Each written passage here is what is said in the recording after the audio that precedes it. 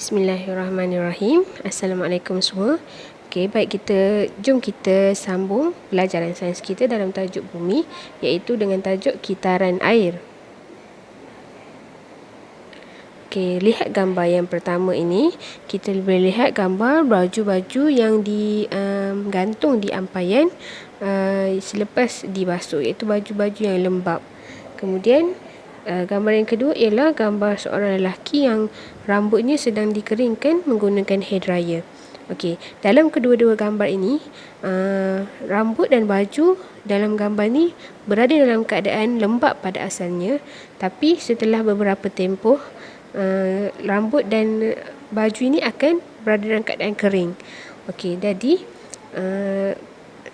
situasi objek yang lembap ini disebabkan adanya titisan air yang sedikit pada objek tersebut. Jadi pada baju ni ada air tapi sedikit, dan pada rambut lelaki ni ada air juga tapi sedikit.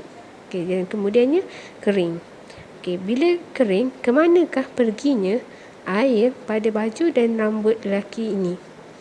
Okey, sebenarnya air yang ada pada baju dan pada rambut ia telah pun tersejat ke udara disebabkan oleh proses penyejatan air.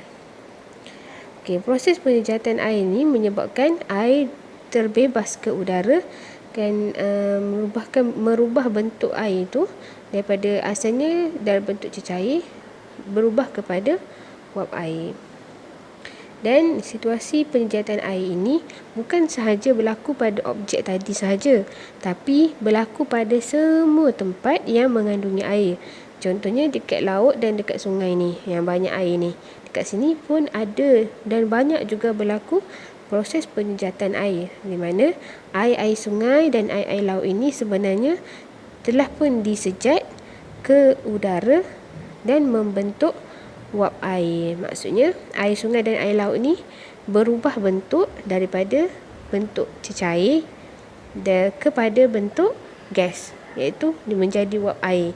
Kalau air ni dalam bentuk cecair tu, yang kita minum tu, kita panggil tu ialah cecair. Tapi bila dia berubah bentuk menjadi macam asap tu, yang tu kita panggil dia sebagai wap air. Dia dah berubah kepada gas, bentuk gas. Okey, jadi wap air ni, bila air ni berubah bentuk daripada cecair menjadi wap air ni sifatnya ialah kurang tumpat daripada udara. Air lebih tumpat daripada udara, jadi air akan berada di bawah. Sebab tu air ada di bawah lah, dan wap air ni akan naik ke atas sebab dia kurang tumpat. Jadi wap air yang kurang tumpat ni naik ke udara dan membentuk awan. Sebab bila banyak-banyak wap air ni, kalau satu air kita tak nampak, tapi kalau banyak wap air kita dah boleh nampak. Jadi dia membentuk awan. Okey, sebenarnya awan yang kita nampak dekat langit tu, dekat udara tu, itu ialah datangnya daripada air yang disejat menjadi wap air. Okey, apabila air ni bertukar menjadi wap air ni, dia bergabung banyak-banyak, dia jadi satu kepulan awan yang tebal. Masa tu dia dah tak jadi warna putih, dia jadi warna kelabu ataupun warna yang macam gelap lah. Sebab masa tu air, titisan-titisan air, wap-wap air ni dia dah pun bergabung sama-sama dia dan membentuk titisan air. Bila dia duduk rapat-rapat dengan kawan-kawan dia terhimpit-himpit dengan kawan-kawan dia, jadi dia membentuk wap air. Okay, jadi dia membentuk titisan air. Jadi titisan air tu dia disebabkan dia tadi dia bentuk wap air, dia naik ke udara sebab dia ringan. Bila dia dah bergabung dengan wap air lain, dia dah jadi titisan air. Jadi titisan air ni dia dah jadi berat. Bila dia jadi berat, dia pun jatuhlah ke bawah. Iaitu sebab tu kita nampak satu benda yang kita panggil sebagai hujan. Kan hujan tu air, titisan-titisan air turun kan. Sebenarnya titisan tu dia datang daripada awan yang asalnya tadi daripada wap air. Wap air tu dia dah dekat-dekat dengan kawan-kawan dia dah bersatu dengan kawan dia menjadi titisan air. Sebabkan dia berat, dia pun turun ke bawah menjadi air hujan. Okey, jadi air hujan ni boleh turun dekat mana-mana je. Kan, contohnya macam dekat air, ada hujan dekat tengah-tengah laut, ada hujan dekat atas darat ni kan. Macam kita ni kan, dekat sekolah kita ni mungkin boleh berlaku hujan. Dekat rumah kamu boleh berlaku hujan. Jadi dekat mana-mana je yang berlakunya hujan ni, air hujan ni yang turun ke atas bumi ni, dia akan mengalir masuk ke dalam sungai. Tak kira lah daripada lereng bukit tu, dia akan mengalir masuk dalam sungai.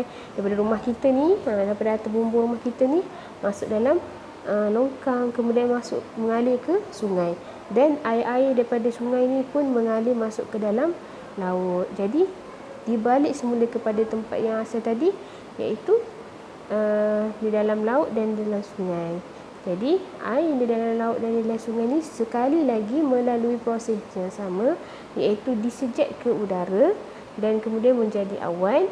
Kemudian menjadi awan. Awan tu ialah kumpulan wap air. Jadi apabila wap air ni banyak, membentuk awan yang tebal dan dia membentuk pula titisan-titisan air. Kemudian titisan air ni menjadi berat dan turun ke bumi sebagai hujan.